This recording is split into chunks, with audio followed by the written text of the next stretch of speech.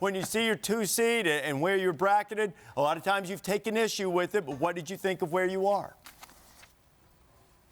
First of all, Seth, I wanted to gag you hearing, oh, everybody was great. They did a great job. Stop. But you're thinking I'm going to be coaching next year, and I want these people to treat me right. That's what you're doing.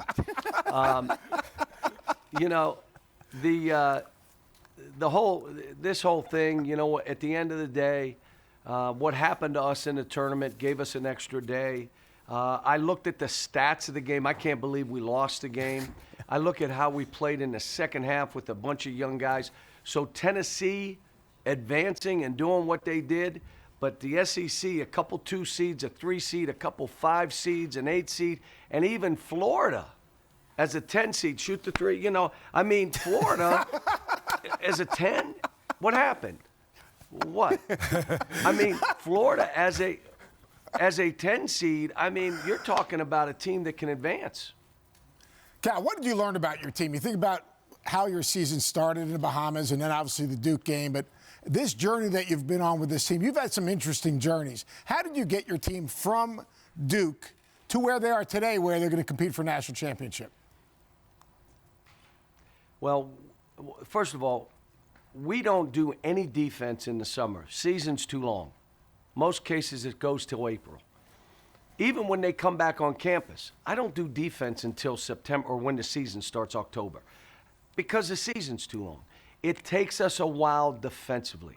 Early in the season, we were shaky. Transylvania and IUP, Indiana of Pennsylvania, beat us on the dribble 30 times, both of them. Now we've become a good defensive team. People talk about players' confidence.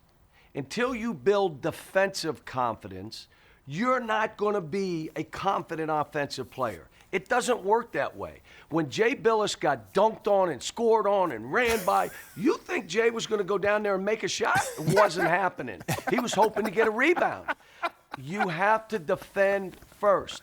And what's happened is we become better defensively, we've become better offensively because guys are more confident. Well, I got news for you. You're going to have my jersey behind you because I was the #1 pick in the Lawyers League. What jersey?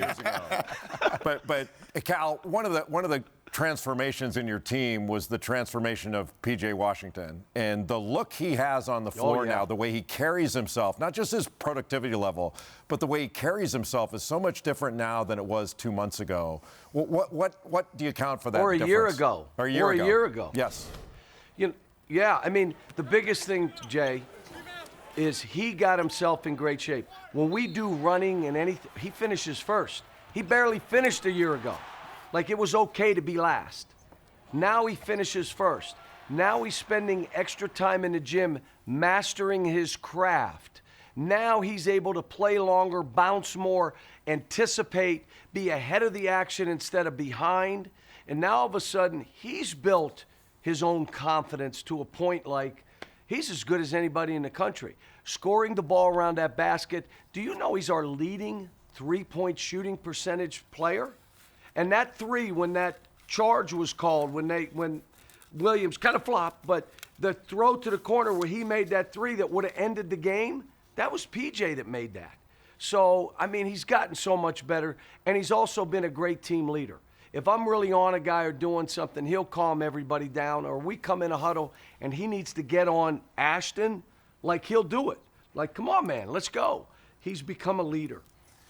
Cal, actually, let's follow up on that question. How has it been for you to let go a little bit of that? Because I saw you in years past, you had to do a lot of micromanaging.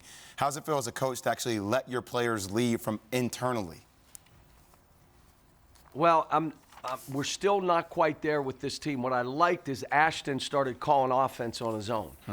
And I like what I see defensively when they're scramming and switching and they're covering for each other on their own.